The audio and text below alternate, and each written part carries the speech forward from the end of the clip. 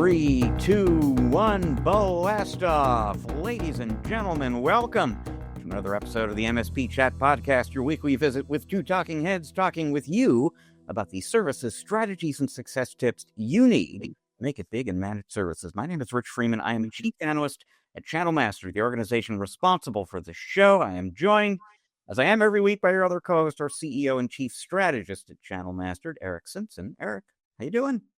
Doing well, Rich. Getting ready for Halloween as we record this spooky episode.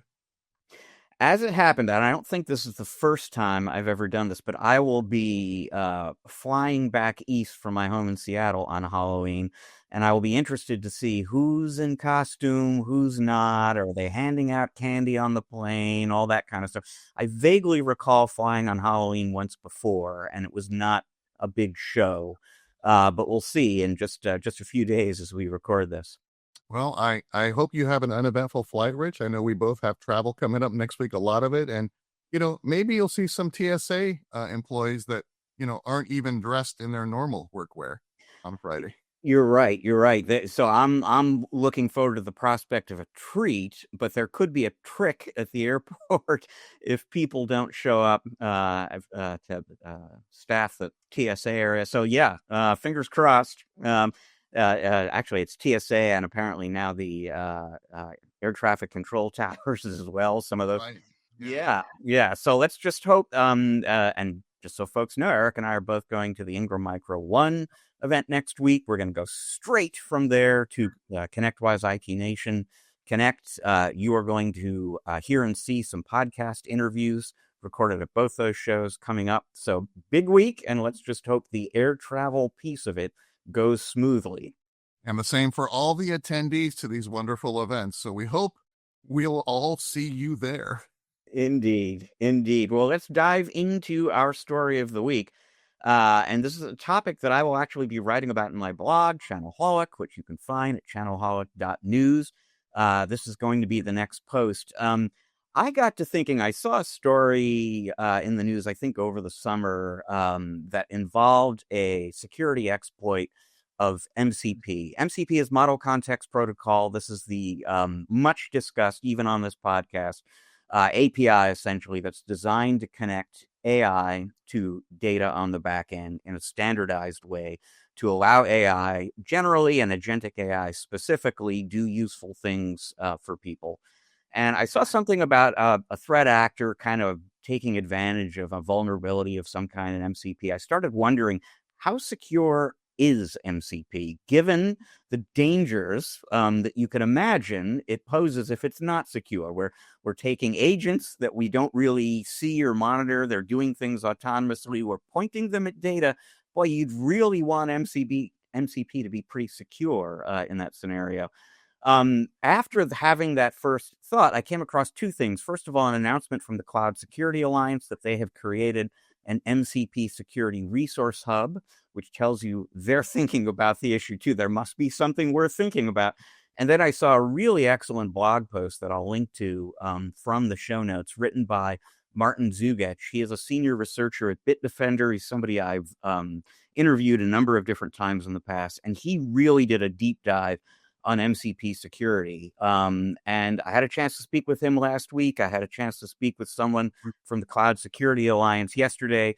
And I came away from both those conversations, Eric, somewhere in the vicinity of terrified, because MCP is not terribly secure right now. And in fact, Martin at Bitdefender said he was really kind of disappointed, upset, because a lot of the APIs that we've been relying on in the past are leaky and insecure in various ways, but we know a lot more about security now than when these protocols were created back in the day.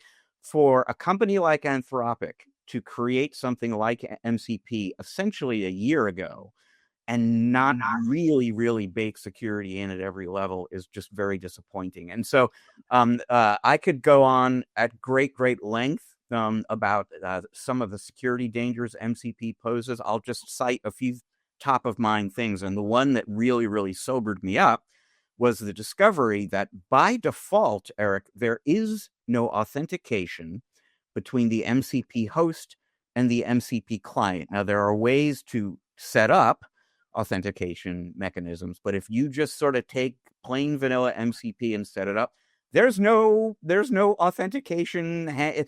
You could be anyone, as far as the protocol is concerned, which is just a huge security danger. A lot of MCP servers are essentially open source code that you can find. So let's just say you're a Salesforce user and you have some local model that you've set up and you want to connect that to Salesforce via MCP. You might go into Google and search for Salesforce MCP servers and find a bunch of them that are essentially open source systems.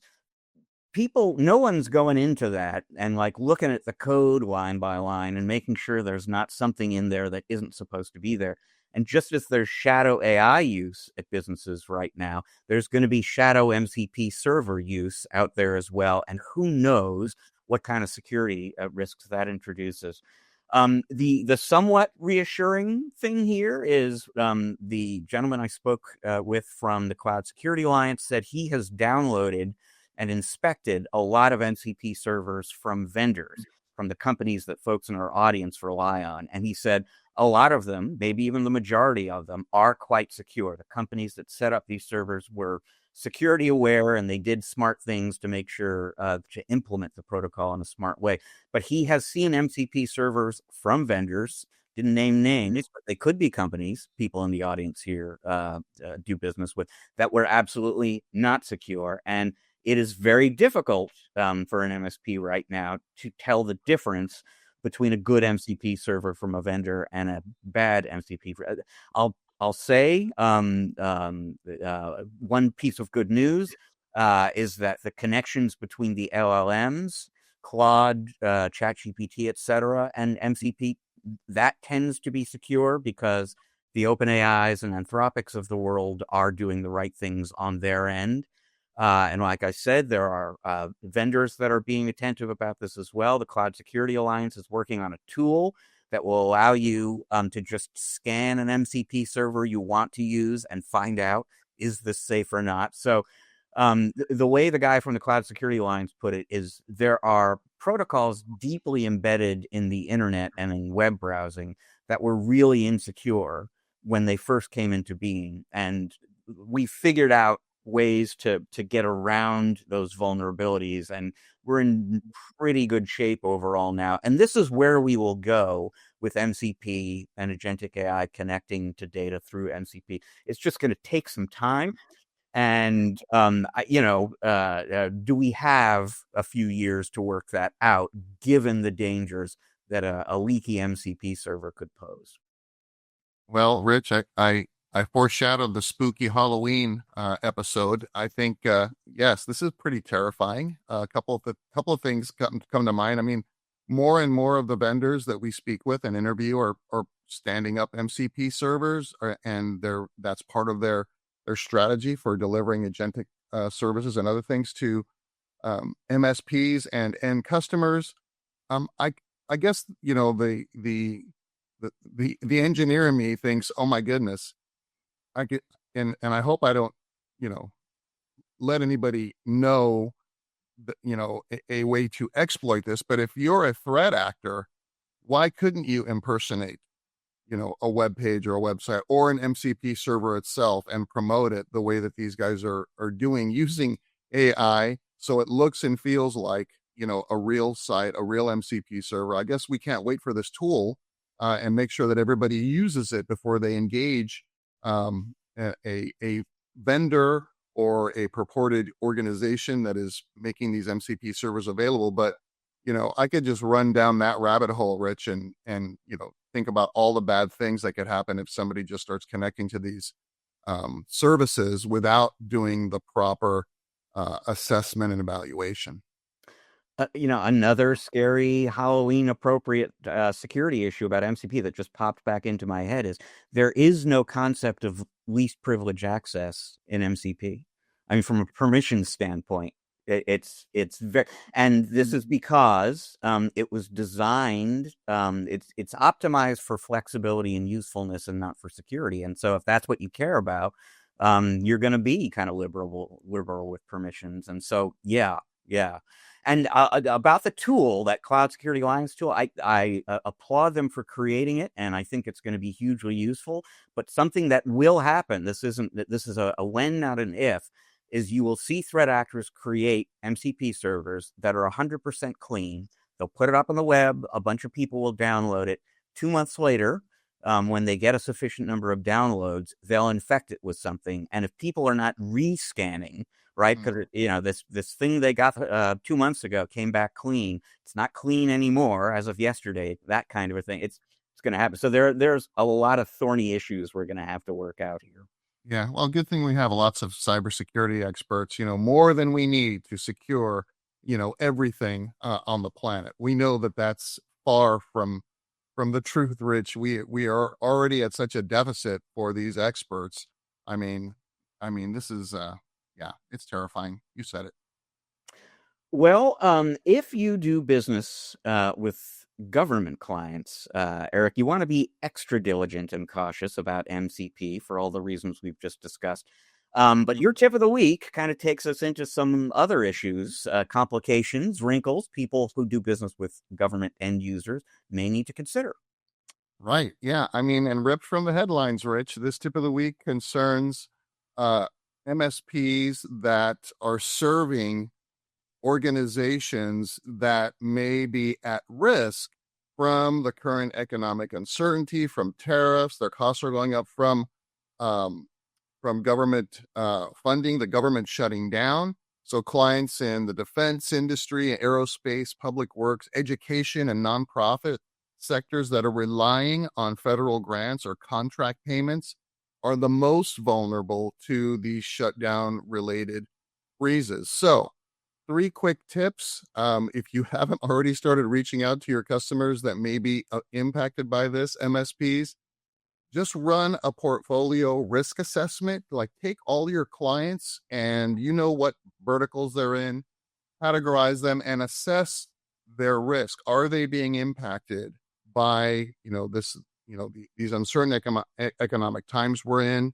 Do they have revenue exposure that's with government or federally regulated sectors?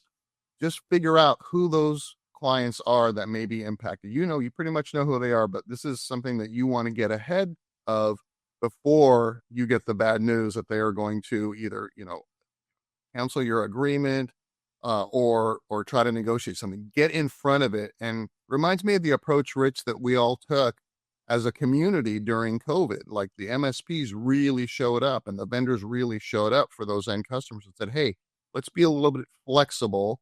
Let's communicate, have some meetings, and figure out how we can help. We're all in this together. How can we get through this together? So, proactive communication. Don't wait, like I said, Rich, tip number 2, for the clients to reach out to you and say, hey, we are in crisis mode. We're cutting, all of these non-essential services. We're going to cancel your projects. We may even want to scale back on our services with you. Have those conversations directly with your clients in advance. Be that real trusted business partner, not simply, their advisor on this stuff. And then, can you create some flexible payment and retention options? I would say raise your hand with your distributors and with your upstream vendors and say, hey, I've got, this percentage of my clients that are being impacted right now. Can you help me with some payment terms, kind of, work all of these levers and then introduce some sort of flex payment terms with your existing clients? Now, if you're an MSP that has kind of a good, better, best solution portfolio, good for you, because you may be able to, instead of having that client, cancel the entire agreement, maybe shift them down into a lower tier of service for a while until things settle down, and then you can scale them back up. So frame this as a partnership between yourself and your clients and get through it together. And, I'll bet your clients will not only really appreciate this, but you'll probably end up churning and losing, less of them because you're taking action and letting them know that we're all in this together. Two thoughts, Eric, and one is, we, I think both frequently advise MSPs to pursue specialization in a time of commoditization and profit pressure, when there are, according to Canalys/Omdia, 7 partners typically involved in a deal. The more specialized you are, the healthier your business, generally speaking, is going to be going forward. But there is risk attached to that we need to acknowledge. And this is a perfect example of that. If you are specialized in the restaurant and hotel business, when COVID struck, you got hammered. And if you're specialized in federal government business, because you're located in Maryland or Northern Virginia, let's say, you're getting hammered right now. And so there are pros and cons for MSPs to consider around specialization, even though I really do continue to recommend that as a strategy for growing the business and maximizing margins. The other thing is, when you were talking about flexible rates, it reminded me of something, all credit due to Gary Pica of True Methods and Kaseya, who in the context of recessions will often say, if a client of yours needs a little relief because of the recession, one thing that you can do, and you are not exploiting them if you do this, is you can say, okay, I'm going to cut your rates to help you get through this period right now, in exchange for going from a 1-year contract to a 3-year contract. And so you can kind of set yourself up for more predictability in a longer term relationship with that client, and help them out at the same time. So it's one real small little tactical piece of advice there for folks who have government clients. But it did come to mind when you were talking about flexible rates. You can offer those, and you can legitimately offer those in exchange for something that is going to be helpful to you. That's interesting. I wonder how many, business owners kind of, already feeling this crunch and having this fear, and you're asking them to extend their agreement over time. I think there's a very consultative conversation that has to happen in order for that to occur as well. And the other thing that I just thought of, Rich, is, you can always say to the client, look, we will reduce your spend. They don't want to reduce the service, but when things, level out later on, we will then adjust our billing over the term of the existing agreement to recover those costs to the MSP, if you know what I mean. So if you give them $10,000 worth of, if you delay $10,000 worth of billing, you're still billing them something. And then later, you get past all of this, and then you say, okay, we're going to add another $1,000 a month for the remaining 10 months on your agreement or whatever. That's also, I think, a really good opportunity. So you're not really reducing, if you can support it, of course. Now, if you've got if every penny counts, then you've got to be a little bit more creative about this. Gosh, I had another bonus tip. Oh, bonus tip, because you made me think of it, Rich, is, what you mentioned around, specialization and verticals and things like that. Think about revenue concentration in a particular vertical, right? So we talk about the risk that happens when MSPs have, one or a handful of clients representing a large percentage of their revenue. So you don't want any one customer to represent, 10, maybe 15% of your overall revenue. But you could also think about this as kind of, leveling out what verticals you serve as well. So maybe you have one vertical that it's very successful, but you should also be serving clients in a couple of other verticals, maybe to think about, hedging your bets and mitigating your risk. So if you're doing business with the federal government, maybe you also have a couple of other verticals that you're serving that aren't impacted by, these kind of government shutdowns, which seem to be occurring pretty regularly nowadays. Like, it is a thing now. Like, remember 10 years ago, 15 years ago, I can't remember. It was very rare, Rich, when the government shut down, but it certainly seems, in the last couple of administrations, that this is happening more and more often, which forces us to think differently about how we do business with our clients. Well, Eric, speaking about thinking differently about how we do business, a lot of MSPs are thinking differently about how they do business in the age of AI, and around the issue of cybersecurity. We're going to take a quick break here, folks. When we come back, we will be joined by Glenn Mathis. He's the CEO of Integris, a giant MSP a company with resources that most of the folks in our audience here don't have and probably never will have, doing interesting things in AI security and beyond. We're going to get the view from that part of the industry, that tier, that level within the industry.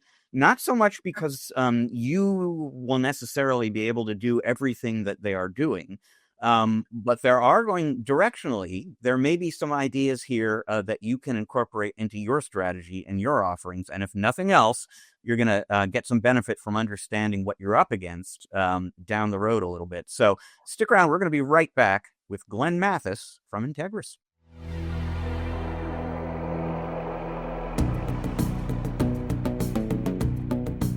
And welcome back to part 2 of this episode of the MSP Chat podcast, our spotlight interview segment, where we are pleased to be joined by the CEO of Integris. His name is Glenn Mathis. This is obviously a very interesting time to be an MSP for a number of different reasons: security, AI, and beyond. Lots of stuff going on. We wanted to bring you a perspective from a larger and very sophisticated MSP on those and other trends, and that very much describes Integris. Glenn, thanks for joining us on the show. Yeah, thanks for having me. Excited to be here. So for folks who are unfamiliar with you and unfamiliar with Integris, give them a little background on both. Yeah, I'll start with me. Been in the space 28 years now, variety of different roles within the industry. Helped start a business called All Covered back in 99, early 2000, after I sold my MSP. And we built that into a real powerhouse. I sold that to Konica Minolta in 2011 and stayed part of the Konica Minolta organization, part of their executive team, helping run the North American managed IT services business that they had, took on a lot of their professional services for Konica Minolta in North America, and then worked globally with them on their strategy to build out more MSP and MIT infrastructure around the world. So we built data centers in Canada and in Germany, and we bought MSPs in Europe and APAC and around the world. So helping Konica Minolta as they were shifting their business from sort of that product in sort of mindset to the customer out mindset, become more of a services-led organization. And then a couple of years ago, I had a great opportunity to meet up with Frontenac, which was a private equity firm that was looking to recapitalize with Integris. And the CEO of Integris, Rashad Bajra, great individual, was looking to move on and do other things. And he's chairman of our board today. And so I came on, and we recently went through a recapitalization with our new and great partner, Omers. And so we've been on our journey now for the last 10 months with Omers, and we're having a great time. So that's me. And on the Integris side, Integris is a national managed service provider, or MSP, as we like to call it, serving thousands of small and mid-sized businesses across the U.S. We tend to focus more on the upper end of the SMB, lower end of the mid-market. And our job is to help organizations manage, secure, and modernize their technology environments so they can focus on doing what they do best, which is run their business. And that means running everything from their IT infrastructure and cybersecurity to their cloud services, and now more and more automation and data insights, all delivered with obviously local care, but a national scale. And over the past few years, we've grown from a group of exceptional regional MSPs. We've done 10 acquisitions in the last 5 years into a single unified platform with really one mission, which is to build a modern digital MSP for the industry as it's evolving and changing. Our clients there are regulatory compliance verticals. And they don't just want someone to keep the lights on. They want a partner who's going to help them use their technology to grow, stay secure, move faster. So we've been transforming how the work gets done, from standardizing systems to integrating acquisitions and building what we're calling the digital state, which is really a flywheel that moves from standardization to orchestration to automation and then ultimately to consultation. And that's how we're aligning Integris with the next chapter of the MSP industry, one that's going to be built on data and automation and human expertise working together. The typical MSP has always had the user and the device as the center of the universe. And while those are still spiderweb off of are important components of what we need to do for our customers, the center of the universe for us has got to be around data. And we've done a great job of engineering our customers into the cloud, but they're more sophisticated than they've ever been and demand more from that ecosystem that they're now part of. And that's what we're really focusing on as we're building up the new platform MSP of the future. So I remember all covered well. You and Eric have this in common in that your roots in managed services go back to the first chapter of MSPs as we know them. But let's talk about the next chapter, as you said. And one of the things I always like to do when I get a chance to speak with somebody like you who is leading a company with the resources to get serious about AI. And there are a lot of different ways to get serious about it, but let's start out with how you're using it internally. Where are you using it? How are you using it? What sort of impact is it having on productivity? And how are you maybe realigning your staffing model given what you're getting from AI and anticipate getting down the road? Yeah, I mean, for us, AI is AI and automation. They're not really they're not bolt-ons for us. They're built into how we design the work that we do. And from an MSP's perspective, a lot of them are asking how they can add AI to what they do. But we flip the question more, both internally and externally with their customers. Is we're asking which workflows can be replaced or reimagined by AI agents. And the mind shift or the mindset shift has been really has been huge for us. And we built, as I talked about, the digital state where every process from ticketing to monitoring the client environment, client reporting, it's broken down, it's standardized, it's exposed to orchestration. And then once you do that, AI can make the decisions, they can trigger the actions, and then they can obviously even predict the issues before they happen. So internally, we're doing a lot of that work ourselves too. It's not just about, we tend to want to think about where we can, utilize the buzzword soups of the day like AI. But the reality is you've got to be able to manage your data more effectively. The thing we do more than anything else as an MSP is we manage time. We sell widgets. We don't sell things. We don't sell devices per se, right? We might do procurement with our customers, but the vast majority of what we do is we have to be experts at time and how we manage the time, where the time sits, how do we utilize it, how do we bring the right resource with the right skills to the right problem, the right situation at any given moment, whether it's an incident, a ticket, or a project, or a consulting engagement, whatever that might be. So a lot of work internally has been built around creating a lot of our own automations. It's been about creating skill-based routing routes for us so that we can utilize our scale.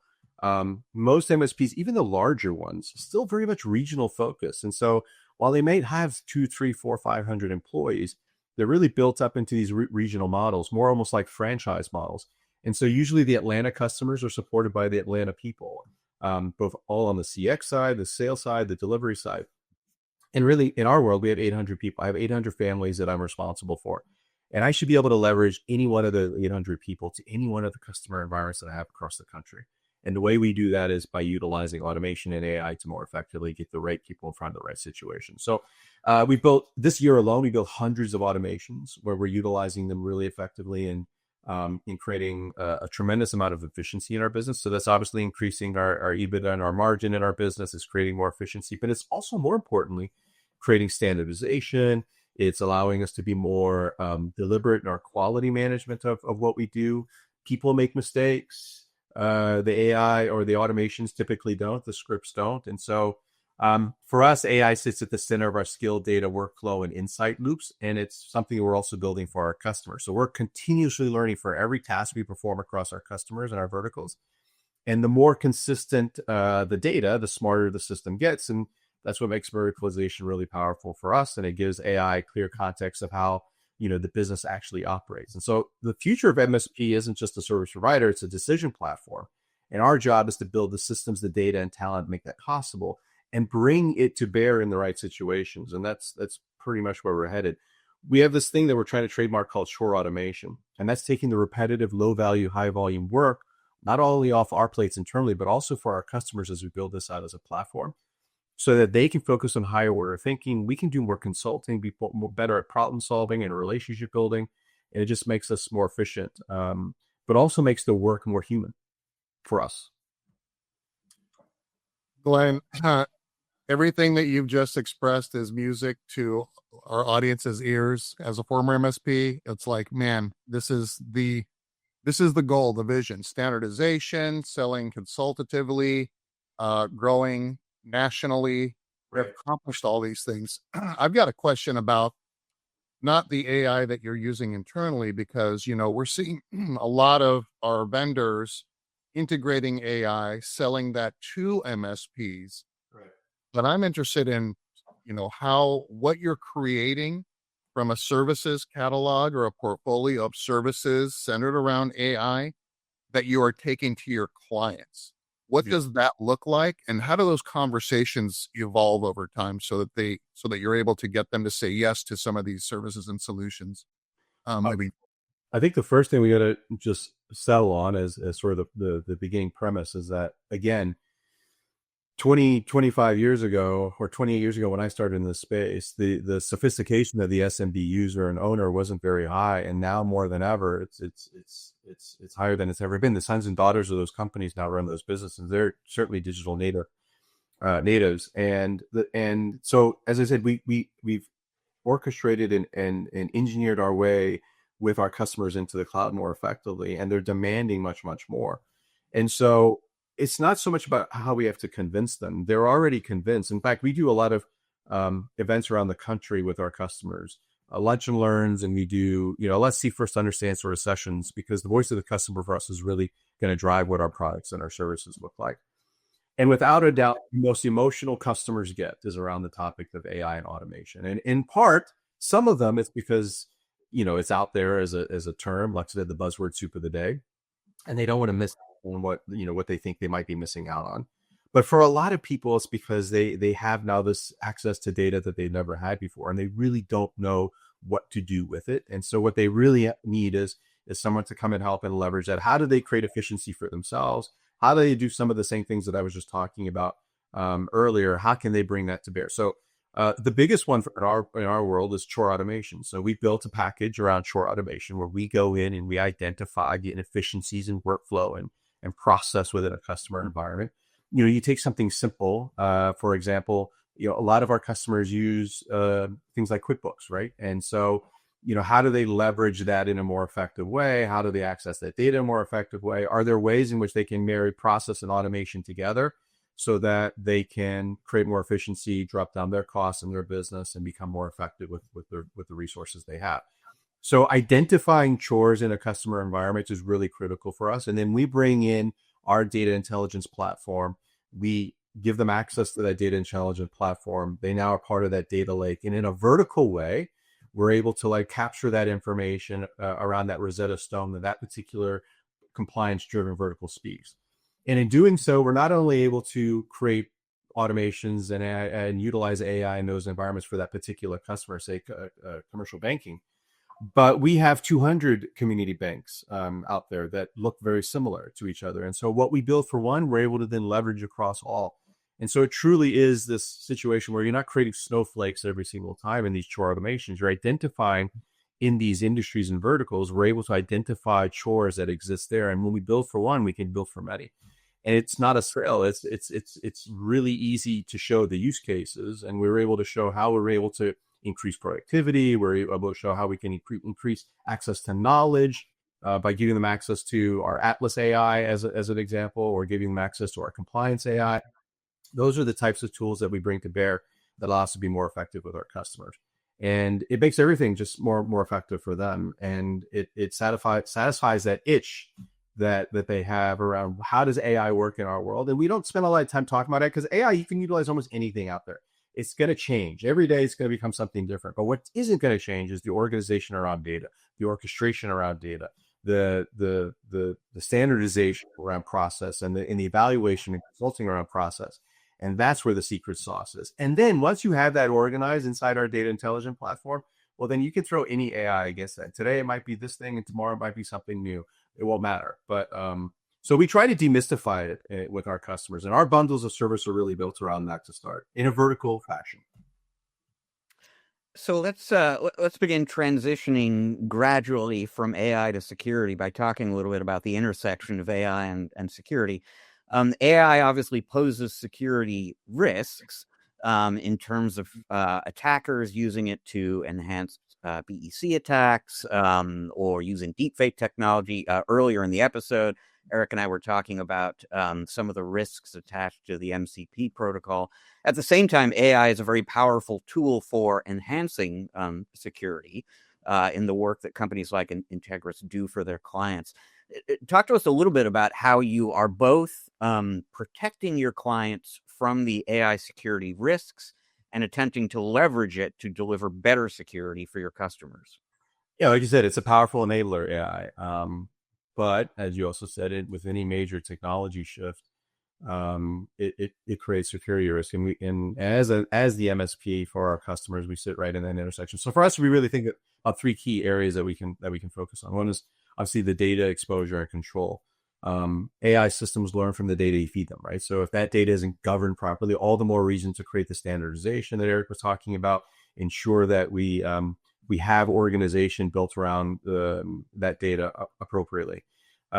Because when it isn't governed properly, it can potentially expose client information in ways that you don't want. There's intellectual property that gets exposed, and or internal credentials. So we're putting strict data governance in place and defining what data can be used, how it's stored, and then how it's accessed, and ensuring that client data never leaves our secure environments. That's one.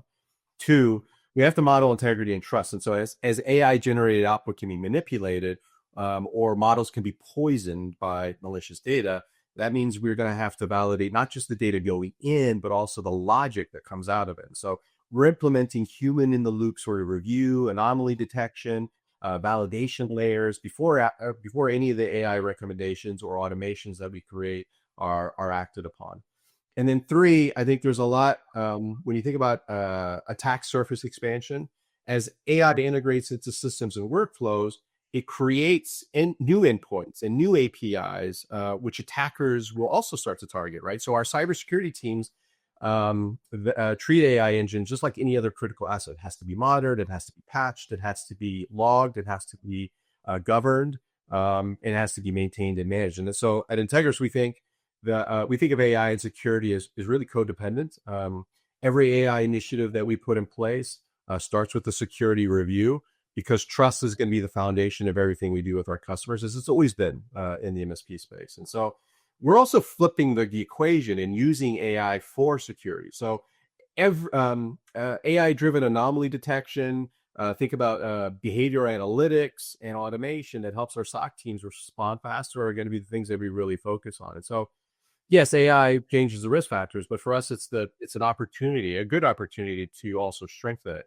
And then if I were to add a fourth, which I probably should have, is education and training. And so we have to do a better job as an industry of making sure that our clients understand sort of what those risk factors are, help them better leverage the automations and AIs that exist, and understand how to feed them. It's just like with Copilot, ChatGPT, those things are only as effective as the prompts that you give them. And so we have to also do a much better job of educating the user and the customers as they go through it.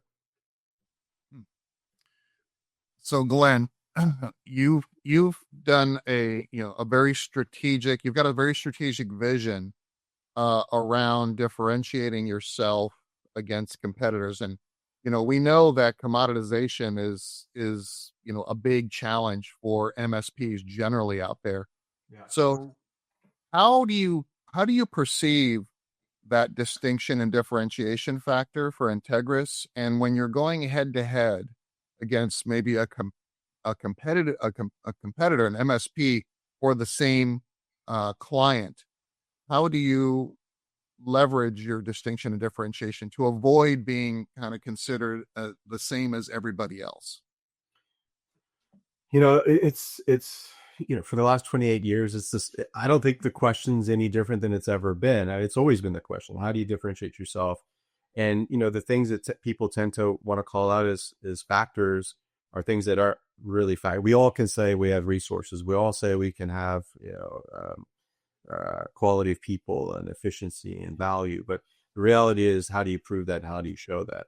I think that the word that you use that's really important is the commoditization. And I think that when you think about, you think over the years, the way we used to go into sales calls for the most part has always been sitting down with a potential prospect and talking about how many devices, how many users do you have? Because from there, you just very quickly move to, how do you watch their environment while they're sleeping? How do you put in the knock? How do you manage their RMM and their monitoring and their stock? And how do you provide help desk services and give them, maybe 4 or 8 hours a week of a body? That's mature into, those are things that are just table stakes. And so you can't lead with that anymore. And that's just one side of the coin that every MSP has always done very, very well in all the time that I've been in this space. But there's the other side of that coin, which most MSPs, and let's be honest, the vast majority of the thousands of MSPs that are out there are really small. There aren't many large MSPs out there. There aren't a lot, especially that serves the SMB, upper in the SMB, lower in the mid-market, or even the micro SMB space. There aren't a ton of large MSPs out there. And so their ability to actually flip that coin over and start investing in a lot of the things we've been talking about so far, diving deeper into security layer, diving deeper into the cloud layer, diving deeper into the data layer, application layer. Remember, the OSI model was really physical all the way up to application. The modern MSP has got to start from the application and the data side and work its way down to the physical.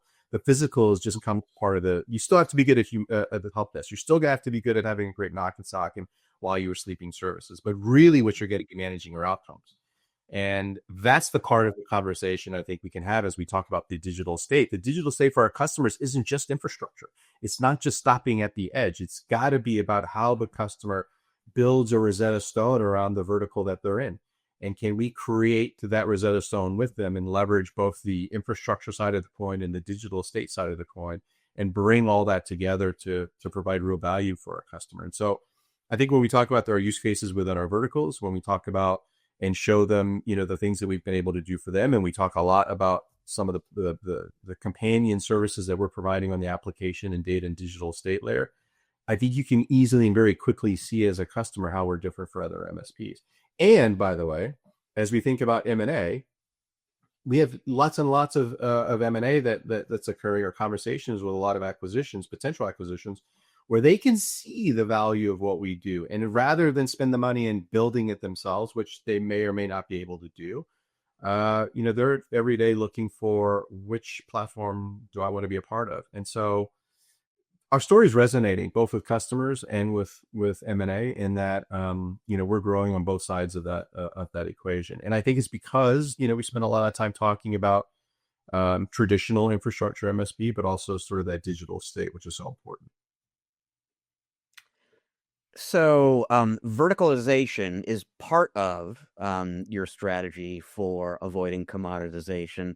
And this conversation turns out to be kind of timely because earlier on the episode, Eric and I were talking about the importance of specialization. We didn't specifically spin it in terms of vertical industry specialization, but we were talking about the importance of specialization for MSPs in terms of growing and differentiating their business. But we also acknowledged that there's some risk attached to verticalization, and specifically if you are specialized in, let's say, federal government customers and the government shuts down, you are very exposed suddenly. And so I'd love to get your perspective on how people in our audience should think about specializing and verticalizing, but maybe not going too far down that road and exposing themselves to enormous risk. Yeah, so I think first off, we have to define what verticalization is. And when we talk about verticalization at Integris, we're really talking about depth, right? We're talking about building industry-specific expertise so we can move from managing that technology to managing the outcomes like I was talking about before. The vast majority of MSPs are very horizontal in nature, right? In that they create bundles that they deliver very similarly regardless of the industry. And I think there's a difference between industry and vertical practice, right? And so you can be a legal industry customer that isn't being serviced within legal vertical practice bundle. And so the vast majority of the MSPs we talk to, whether it's through M&A or what have you, they've got lots of legal industry customers that they provide a very horizontal service to. And so we treat that a little differently. I think that's our view on it. I think the other thing too is, I get your point. I think if you pick the wrong vertical, or you go too deep, as you were saying, into just one particular vertical, then I think you leave yourself open to some exposure. We like to look at regulatory compliance driven verticals. So we're in community banks, we're in, we certainly are in healthcare. We're looking at, we like legal as well, because legal, while itself may not have a lot of regulatory compliance in itself, its services. Most of their customers have that. So legal, banking, healthcare, regulated manufacturing, those are really important to us. And I think when you stratify it that way, you spread the risk. So yes, you might have, we don't have government, but if we did have government and that was one of our verticals, then, we're not just pigeonholed into just supporting the government sector. We also have legal and banking and healthcare and manufacturing. To that point, I don't want to have 10 or 15 or 20 of them either. I think you want to be really, in order to be really good at the right number, you're going to have maybe 4 or 5. That's our view on it. And so we're trying to tailor everything from the playbooks to the automations to the KPIs around those things that those particular customers really care about. We're not just about fixing tickets or patching servers, designing digital states that align to the business. So for example, in legal, we're automating intake and document routing and case workflows. In banking, we're embedding compliance and audit reporting directly into the managed services. We're using our compliance AI tool to gather compliance information for customers. It has 400 built and pre-built answers to questions. It just gets things done much faster, more quality way. We're using data to optimize uptime and production visibility. And all of that fits into that digital estate flywheel that I was talking about. So it's the standardization, it's the orchestration, automation, and consultation. And so that's what verticals really is for us. And even when you look at community banks, for example, we say community banks, but I really even like better rural community banks, in part because I'm trying to also manage that risk that you were talking a little bit about. If I had larger community banks, then they're likely to be acquired by some of the other larger banks that are out there. But the regional community banks have the same regulatory compliance needs. They have the same challenges that they have to adhere to from a compliance perspective, and they don't have a lot of options in those rural environments that they're in. And so we get very, very specific even within our vertical in terms of what the ICP is, and we're very strict about reporting that particular ICP. So that's what verticalization really is for us. It's taking the MSP playbook, it's rebuilding it around business outcomes instead of infrastructure, and it's how we're going to create more value per client and differentiate in the market, and ultimately, I think, scale smarter. But we're definitely not going to be pigeonholed into just one or two. If you're a nonprofit today, for example, as you know, that would be a significant problem. That's not to say we don't have nonprofit customers, but they're industry customers, and so they're horizontal move for us versus our vertical practices and the support and the CX and the everything that goes, the factory that goes into supporting and selling to those. We have those cordoned off into the 4 or 5 that I just mentioned. Yeah, Glenn, you mentioned the term CX. So, we know that it's difficult enough for MSPs, just kind of, 100, 200 customers to delight their customers and measure the satisfaction. I mean, there's no way that you're going to get a true pulse of a client sentiment by just, having the smiley face or sad face at the end of every ticket, asking them to rate you, right? So an organization of your size, I'm just curious. I mean, how do you measure client sentiment and satisfaction when you're dealing with so many different users and with so many different, advanced solutions? Yeah. So the key thing is the vertical pods that we've created, right? So the key to making verticalization real is how you operationalize it. So for us, it starts with those vertical pods. They're not regional vertical pods. They're not regional pods. They're vertical pods. And so those dedicated teams are aligned to each vertical that combine delivery, account management, and consulting in those pods. And those pods live and breathe that client's world. They speak and learn the Rosetta Stone of that particular client environment. So what goes into understanding what makes them happy, what goes into creating the solutions and the responsible IT architecture that we tend to sell to our customers, that comes from knowing that the customer base really, really well. And it's putting the best people that speak that language in that pod to support them across all those different disciplines. They understand the regulatory pressures, the critical applications, and then as important as anything, the metrics that really matter in that particular industry. Then underneath that, we're standardizing the data in the system. So every acquisition we integrate goes through the same process, same PSA, same ticket taxonomy, same financial model, same security stack. And that allows us to pull data across all the different markets that we have and see performance trends, which really fuels the automation and the AI layer. And that's, again, where that digital flywheel comes into play. So that's how we go from being a collection of a lot of MSPs to being a single modern platform that really is focused on the health and happiness of that particular customer within that customer base. And so we might have thousands of customers today, and you're right, in a regional model or even at a platform model where you're not verticalized, it's going to be a lot harder for you to hear the voice of the customer in those different silos. But in our world, all of our community banks are reporting into that pod model, supported by those same people. And so as big as we are, you're able to shrink it into these smaller mini platforms, so to speak, where every pod is specialized, but the engine underneath them is unified. And I think that's what allows us to scale our expertise faster than we can grow headcount and deliver consistency inside that really legacy MSPs simply can't. And we're dogmatic, we're paranoid about that customer engagement. And so everything flows through sentiment analysis. And the more and more of these tools that we're building and pulling these customers and their data into the digital platform that we've created, it allows us to see insights and then predict things like, where's churn going to come from? In most MSPs, it's a subjective review, and it's someone putting a subjective score in something, and if they do that at all. Versus there's lots of markers inside the data, from tickets that we're doing every day, from the sentiment of the customer, the rating of the CSAT, the skills you assign, the soft skills you assign to employees, and using AI to measure those soft skills. As an example, if they get a 3 CSAT where they were a 5 level and now they're dropped down to a 2, you stop funneling, you start routing tickets to that person, right? And then you figure out how to train that person and get them back home. So there's lots of things that we look at various different levels within a customer environment to ensure that we're delivering great service to them. But it is complicated, and it doesn't become easier by taking a CX person and expecting them to be masters of all the different types of industries and verticals and utilize them in a regional way versus in a pod way where you can create that specialization.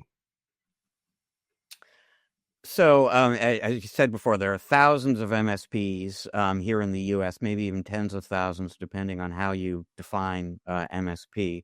And as he also said, most of them are significantly smaller than Integris is. And so one of the things that the majority of MSPs out there have on their mind is the rise of these much bigger MSPs with national reach and hundreds of employees and economies of scale and so on. And what's going to be my competitive strategy or just my strategy going forward, given the existence of these companies? And some folks are selling into roll-ups and so forth. Others are looking for ways not to do that and yet to continue to grow and be profitable.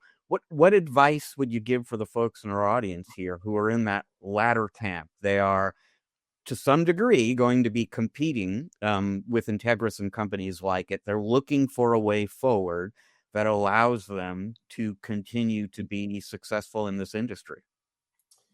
Yeah, I mean, I would say that the playbook, big or small, isn't that different. I think you have to really think about I think the biggest mistake most MSPs make, small or big, is they're not discerning as much as they should be around what their ICP is, their ideal client profile. And I think that typically gets a lot of MSPs, when we do acquisitions, it's probably the biggest thing we see, is that a lot of MSPs tend to want to be everything for everyone. And you can't be schizophrenic on who your customer is, because then it makes it really difficult for the factory that sells into that customer base, that supports that customer base, that tries to manage that customer base from a CX perspective. Makes it really difficult to do that. And then it impacts things like churn. It impacts things like scalability, and it impacts your ability to be more efficient, which then limits your growth. So I would say so there's lots of different things that come from really the main culprit, which is being really clear on who you are, who your customer is, and how you want to go about servicing them. I would say to any MSP, that's the most important thing that you could focus on. I would rather turn away a $50,000 per month MRR deal with a particular customer if it doesn't fit inside that bullseye of what we do, because it can only hurt and break the business if it's different from everything else. So I would say that's first and foremost the most important thing any MSP can. Whether you're looking to join a platform where you will be more attractive to a platform if you have more discipline around your customer situation, or if you're trying to compete by just growing your business, it has to start there. And then everything else builds from that. Standardization, I could go hours and hours about the different things that an MSP should do, but all the evil typically starts from trying to be everything to everyone. If you're going to be schizophrenic on your ICP, you're not going to have an easy go of it as an MSP. So tagging on to your last thought there, Glenn. So, and I agree, it's like, stick with your ICP, but opportunities come to MSPs and it's hard for them to turn away that opportunity unless they have a partner that they can, bring into that conversation or refer to. So do you at Integris today partner with other MSPs in that fashion? Or are you strictly looking for opportunities to acquire and grow? It's actually funny you bring that up. We had a board meeting yesterday. We had a great strategy session, and one of the things that we talked a little bit about is exactly that question. We're part of a peer group, HTG, which was acquired by ConnectWise, and so we're part of that HTG peer group. I think it's like 500 MSPs are a part of their peer group. There's other ones, but that's the one that we tend to spend a lot of time at. And we're part of the platform group, and so we do a lot of outreach, and we spend a lot of time coaching and mentoring and spending time with the smaller MSPs. And regularly they ask that question you just asked, which is, especially when I'm talking about AI and I'm talking about automation and building out our digital platform and the data lake that we've created and the tools that we've created, like, a solution architect in a box, or we built our various AI tools. And oftentimes we'll go, instead of me building it, can I just buy it for you? And we're seriously considering it. I mean, I don't know that isn't something we wouldn't do. It's not something we do today. I'm not say no to that, but I do think it's an opportunity for some of the larger platforms to think about how to service the small ones better. If for no other reason, selfishly, to help fund the next wave of acquisitions you might want to do at some point, right? But also, I think there's responsibility for us who have been, call it lucky, have been fortunate in what we've been able to build, is to give back to the industry. That's a large part of why we're part of the Evolve Peer Group, is we like to help those companies along the way. And a lot of times it serves us well because we're able to then pick up acquisitions on the back end that look a lot more like what we do, which makes integration so much easier and allows us to inherit customers that we think really fit our profile much better. So, it's a great question. It's one in which I'm open to, and one in which we thought a little bit about, and we talked a little bit about yesterday in particular, but I think there's a way where that might happen for sure. Chore automation, I start creating chore automations for us, and we leverage it within our base. I can see situations where I can sell those or have NFTs be part of our digital platform and sort of a multi-tenant. We'd have to figure out all the security and everything that goes along with it, but yeah, I can see that happening. Well, Glenn, really, really interesting conversation. We really thank you for making some time for us and coming on the show. Any chance we see you at the ConnectWise IT Nation Connect event in a few days as we record this? Yeah, I'd love to see you. We will be we have our Evolve peer group on Sunday, Monday, and Tuesday, and then I'll be at IT Nation. I'm on a couple panels, and I think I'm also presenting a couple topics as well. One of them built around AI. So yes, I'll be there. So hopefully we'll see each other. Yeah, we will keep an eye out for you so we can say hello face to face. In the meantime, for folks in our audience here who maybe want to get in touch with you, maybe want to learn more about Integris, where should they go? They certainly should go to integrisit.com. Find a lot of information there. They can certainly reach out to me at glenn.mathis@integrisit.com as well. Love to connect and chat. You can get me on LinkedIn, and love to connect with you there as well. And we're at a lot of these events. Look out for our name. We'd love to shake hands and talk a little bit more about where the business is going in the industry and kind of create a 1 + 1 = 3 situation, right? So excited about that. Awesome. Well, thank you very much again, Glenn. Folks, Eric and I are going to take a quick break here. When we come back, we will share some final thoughts about this very interesting conversation with Glenn Mathis of Integris. Have a little fun, wrap up the show. Stick around. We're coming right back.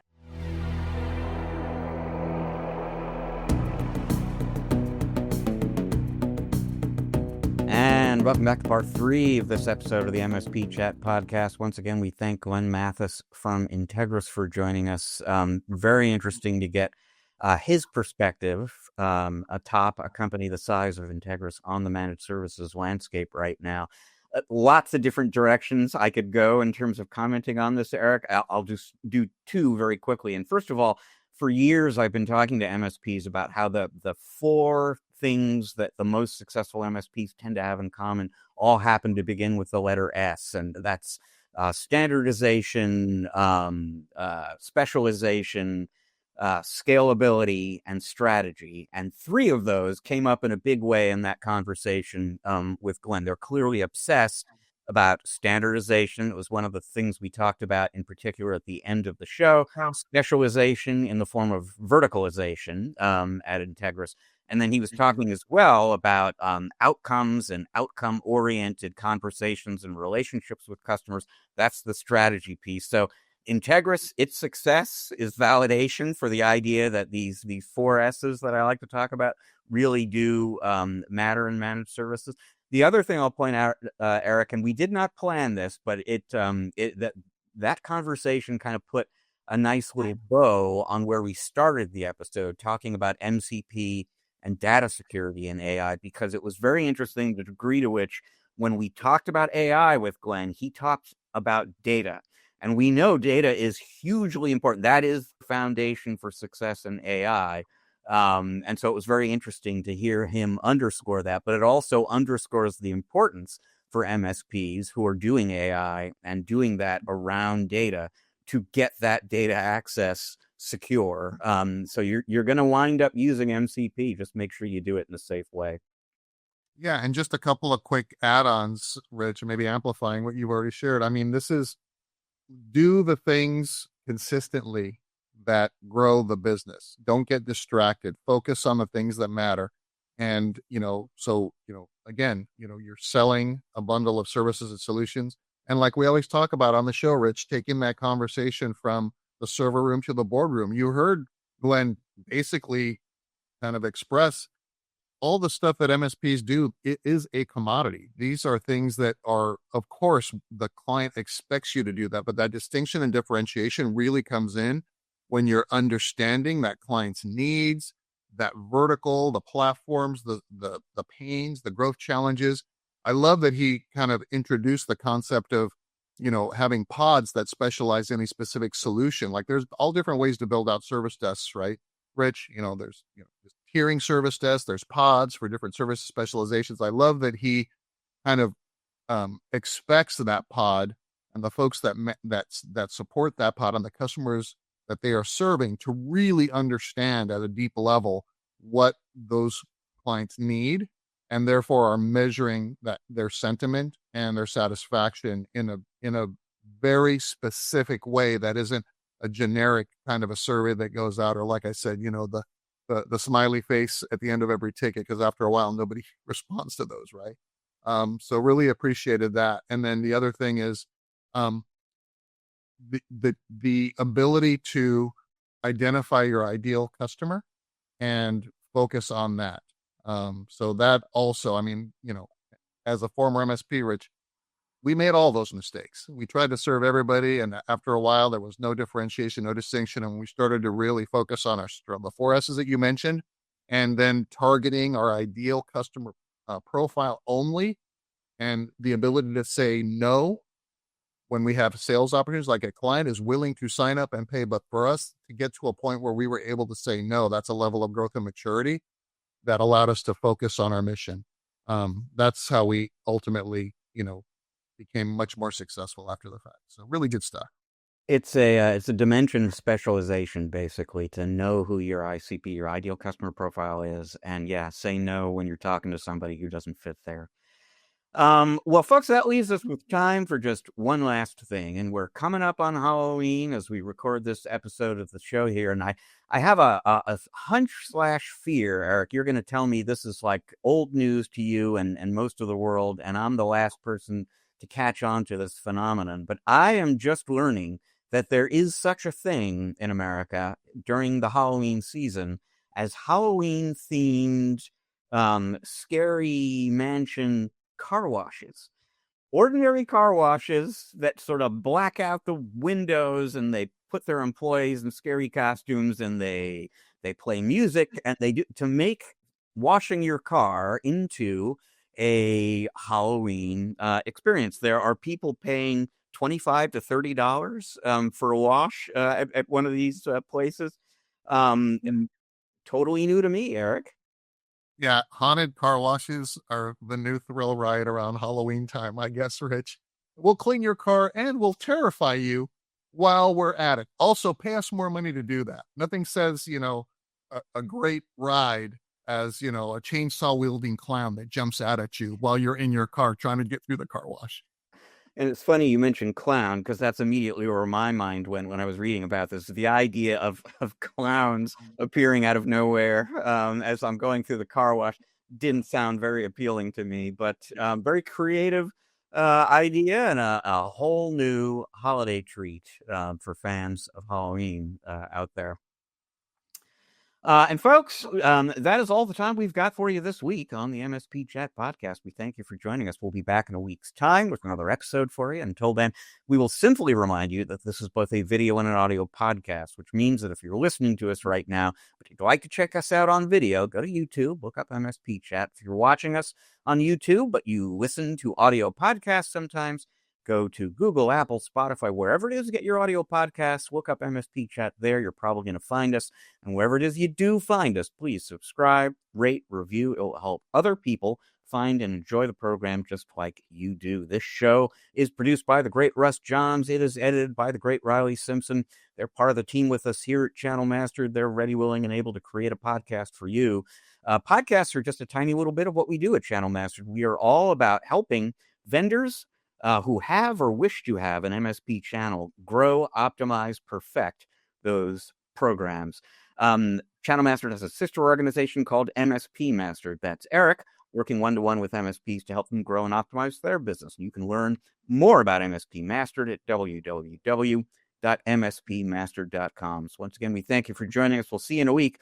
Until then, folks, please remember, as we always encourage you to, that you can't spell channel without MSP.